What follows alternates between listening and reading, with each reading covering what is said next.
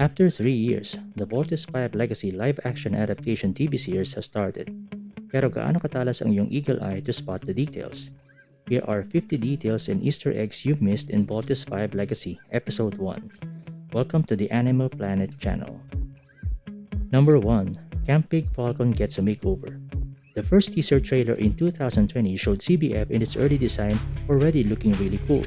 Pero sa final rendering, nilagyan nila ito ng mga panels and you can see small details like power boxes and cable line pipes. Number 2. Camp Pig Falcon is visible on the island. In the anime, it was camouflaged at hindi ito kita from the outside. Naging visible lang ito when Dr. Smith and Mary Ann enter the island. Kasama nila yung Voltes 5 team sakay ng isang kotse, which means medyo malayo yung location ng special training grounds. Voltes 5 Legacy's CBF is visible. Number 3. CBF Command Center has support personnel. To save time and money for animation, Camp Pig Falcon in the anime usually looks deserted. Voltes 5 Legacy is such a huge improvement with lots of personnel around, from security to support crew. Mas mukhang believable itong command center as a result. Number 4. Hologram Broadcast Mode. All nations of the Earth Defense Forces. The hologram at the War Room table shows planetary-wide emergency broadcast addressing the world. Number 5. Asian Map Homage. Voltes 5 was created in Japan and this live-action adaptation was created in the Philippines. So dapat lang nabigyang importance yung locations natin sa map as homage to these two important nations.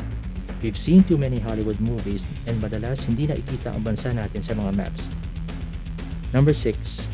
Fictional CGI cities. There are stock videos and images of famous places worldwide during the initial Bosanian attack. But some are CGI cities. Mas madaling magpasabog ng virtual city compared to practical effects. Number 7. Ships and aircraft carriers are all CGI. The Philippines does not have a large fleet of Navy battleships at wala pa tayong aircraft carrier. Sa Hollywood, they pay the government to rent military equipment including the personnel na mahawak nito. But here, it's all CGI. Jamie, medical and communication. Number 8. Jamie checking biomonitors of the team. As with the other cockpits, whatever assignment they were given, you will see a corresponding hologram control for it. Isa ito sa mga magandang dinagdag to show an efficient fighting unit na may kanya-kanyang designation and responsibilities. Mr. John, watch out! Number 9. Random billboards. You will see billboards like yung AES Advanced E-Security, others like Creative, Go Go Go, Live on Air, Mega Brand Sale, Your Game, Level Up, and Auto Deal. Sinubukan kong hanapin ito, these are real businesses, they're not. Number 10. Deck Crew Insignia. The catapult officer is wearing an insignia that looks like a stealth bomber jet. Number 11. Anime helmet in real life. Fans have been divided on the helmet design because it still looks very anime. Pero hindi ko ma-imagine any other design. The changes made, however, make it more modern like panel lines, more vents, and a narrower mouthguard section. Number 12. Helmet visor changed. 2021 teaser, the helmet visor showed a darker translucent green, masking the eyes of the pilot. Sa final edit, light transparent blue na ito. This allows the full face of the actors to be seen. A good decision to show their faces here para makita yung emotions ng team during fights. In Mission Impossible Fallout, ganito rin yung ginawa sa Halo mask ni Tom Cruise because the original will only show his eyes. Number 13. Jamie's helmet is big. It's noticeable na maluwag ang helmet ni Jamie compared sa boys. It's possible that the helmets ay gawa sa isang mold lang or it might be a request of Isabel for a loose fit. Little John's helmet ay sakto naman so we wonder why iba ang fit para kay Jamie. Number 14. Launch conveyor is real. GMA spent good money para magawa itong launch conveyor as a practical prop. The addition of stairs leading up to the launch seats made the set even better. Practical sets for the win. Number 15. Improved cockpit design. The final designs were different from the 2020 teaser trailer, showing more controls in front and mechanical parts behind the seats. A 3D view of each ship is shown and their assigned roles. Use your weapons. Most of the controls are voice activated. Number 16. name that weapon. This is a smart thing to add, and now everyone can finally say, kaya pala kailangan sabihin. Paano mo naman nalaman yun? Ako pa. Siyempre, hinak ko yan. Number 17. Little John hacking CBF's flight simulator. Part of the loophole in the past is how Little John was able to pilot an advanced ship like the frigate, kaya itong dialogue na ito ay important. Despite his simulator experience though, hindi na-explain how he managed to condition his body to handle strong G-forces, something fighter pilots have to train for. Number 18. Filipino culture on display. This is a scene where Steve told Little John to behave, a realistic showing of how kuyas normally remind younger siblings at ang delivery ng line ay perfect. When Voltes 5 Legacy goes international, foreign fans will get a glimpse of how Filipino siblings talk to each other. Little John, please, wag ka muna makulit ngayon, ha? Susunod ka kay Kuya, okay? Yes, kuya. Number 19. Hosanians watching live stream.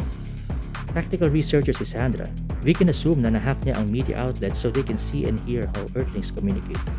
There are scenes especially sa robot fights na hindi galing sa Earth. So let's just assume meron silang way of taking live videos so they can monitor their progress or even for spying. Number 20. More dogfight scenes. We cannot complain, we love dogfight scenes. Number 21. Zul's tech headgear. The OG General only had horns, but in Voltes 5 Legacy, a headgear was added to make him look more advanced and intelligent. We cannot confirm this yet, pero may earpiece na connected sa kanya, so we're assuming this is a tech gear. Number 22. Little John suddenly wearing the Voltes 5 team uniform. Episode 1 did not really explain why Little John was selected and why there was a uniform ready for him, pero yung pagkakapili sa kanya ay maipapakita on a later episode. We're still waiting for a retcon on the uniform at interesting ang mga theories ng mga fans in social media. What is your theory? Leave in the comments. Number 23. Voltes 5 uniform upgrade. The uniforms fit well with the live action setup. The three boys have guns on their legs. You'll see embossed paddings and trimmings, and utility belts. There's an LED light below the neck and at the back. A cool detail is the name of the pilot at the back. Number 24. Prince Zardos costume details. There are so many details in Zardos' costume. Faithful color scheme, pero mas maiksi yung mga collar spikes for practicality. Some say this is cosplay quality, especially in your white collar, but when you zoom in, it doesn't look cheap. Number 25. General Robinson's uniform. In the anime, may suot siyang army cap, traditional officer's uniform, pero walang mga insignia. Our version does not wear a cap, and his uniform is custom made with insignia patches on his arms. Number 26. Form and function. Vault Lander has an awkward design for a spaceship, pero sinigurado ng design team na bawat component ay may sense. Sa Vault-in, kitang-kita yung pivot point ng lander na incorporated sa ship design. Hey, if you like this video, please subscribe dahil marami pang episodes ng Voltes 5 Legacy ang i-cover natin. This is an amazing moment for Philippine TV and movie making. Isn't it nice na nandito tayo to witness it all? Thanks. Steve, take command. Mark, you take the second lead. Number 27. Dr. Smith assigning roles to the Voltes team. This is new. Nagkaroon ng equal responsibilities ang bawat pilot considering that it's not easy controlling an entire robot. Number 28. Ratson Flores can really ride a horse. May mga comments ang iba na green screen ito with a fake horse, but Ratson really knows how to ride a horse, kaya legit yung eksena niya. Number 29. Little John in civilian clothes. An open question ever since ay kung paano naging member ng Voltes team ang isang bata, and in this scene, naka-civilian clothes pa si Little John indicating na wala talaga siya sa list of possible pilots due to his age. Number 30. Mary Ann Armstrong wears the CBF uniform. Mary Ann was given a proper uniform this time, the same sa suot ni Dr. Smith. This was a smart decision to show her not as just the mother of the Armstrong brothers, but also a high-ranking official of CBF. Number 31. Voltes team wears cadet uniforms. One of the new things introduced in this series are the cadet uniforms. Dahil wala tayong backstory kung paano ang selection process for the Voltes team, it's nice to see them as cadets first bago nila suotin yung Voltes uniform. Number 32. Big Bird sparring outdoors. Sa anime, nasa loob sila ng dojo with this scene, but this time it was made outdoors which made for a better feel. They tried to make an almost exact copy of the actions in the anime. Not realistic, pero fanservice ito. Number 33. Jamie using shuriken and handguns. Jamie is a ninja and used shurikens in the OG anime, pero dito gumamit din siya ng handguns. Considering her father is a general, hindi naman malayang mangyari yung ganito. Number 34. Miguel Felix is really riding this motorbike. Miguel was coached and trained on motorbike racing in Subic before shooting began. Saan kaya itong open road na ito? Baka maging local tourist attraction in the future. Number 35. Little John swimming with a dolphin. For obvious reasons, hindi pwedeng gawin ng GMA yung original scene ni Little John na knife attack towards a shark. So the closest thing is an actual dolphin encounter. Number 36. Dr. Smith's hair is legit. In an interview with Direct Mark Reyes, he confirmed that Albert already had white hair, so he just grew his hair longer nung nakuha niya yung role. It's like seeing Dr. Smith really come alive. Sa launch conveyors, ngayon din.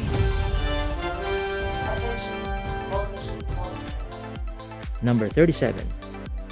Many fans and viewers have already mentioned this, but it's still worth saying. Super cool na yung action and pose ni Mary Ann sa anime at sa Voltes 5 Legacy ay parehong-pareho. Big Bird, did you just say whip?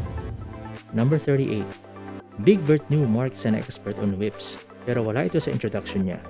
Kita naman na may suot siyang whip sa kanyang horseback riding scene. Number 39. General Robinson's full title.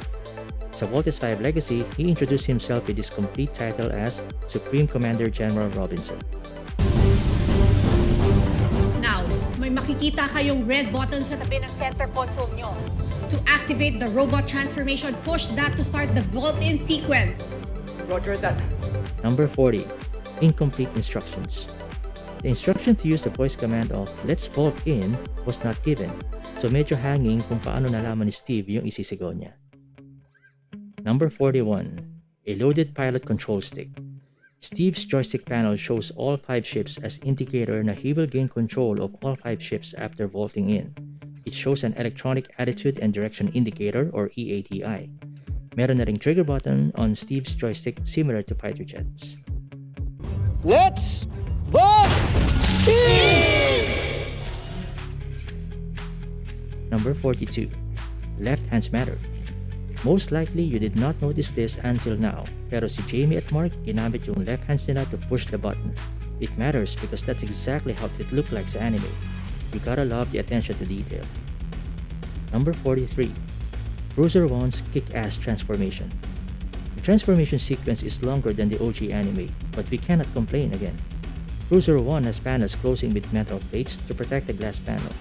Hindi ito kailangan ng ibang ships dahil lahat sila nakatago na after vaulting in. Number 44. Bomber is floating. Bomber is basically floating dahil turned off ang jet thrusters niya when it flips, but the electromagnetic force holds it. Then it folds the thrusters in and closes that opening. This now becomes the shoulder. The folks at Riot Inc. made sure that parts don't just disappear. It has to go somewhere.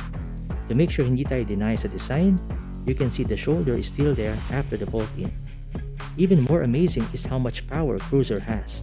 The jets are still firing when carrying and holding all 5 ships together. Keep replaying, it will amaze you every time.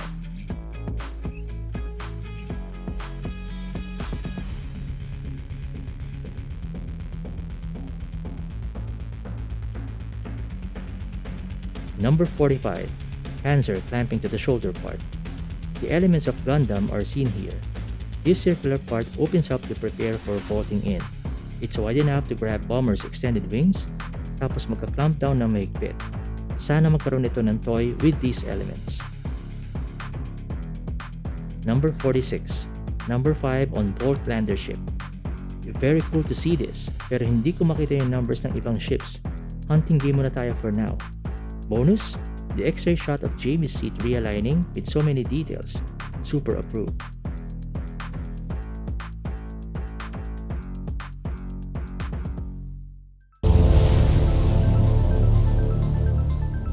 Number 47. Inspired by Gundam. Voltes 5 belongs to the mecha anime genre like Gundam, at kita natin that some parts look identical to a lot of Gundam models like deltoids and the panel lines. They modified the joints and added layered abs para maakilos ito like a human in robot form. Number 48. Tokugaga's wings are not flapping. This is one of those things where what works in the anime will not work in live action. It would look silly and the design will be impractical. Naging retractable na lang yung wings dahil may ability to fly naman si Tokugaga. Still, the Beast Fighter looked really menacing. Number 49. The red button has a symbol. This is an Easter egg but unfortunately hindi ko pa alam ang reference ito. Anong mga theories nyo or hula nyo dito? Please comment down below. Let's talk about it. Dr. Smith. Akala ko nga rin, no? Joke-joke lang yun eh. Number 50. CBF Insignia 6477. This is another Easter egg with a hidden meaning. Alam niyo ba kung ano yung number 64 and 77? Voltes 5 first aired in Japan on June 4, 1977. 6477. GMA and Riot Inc. sure know how to show respect to the OG.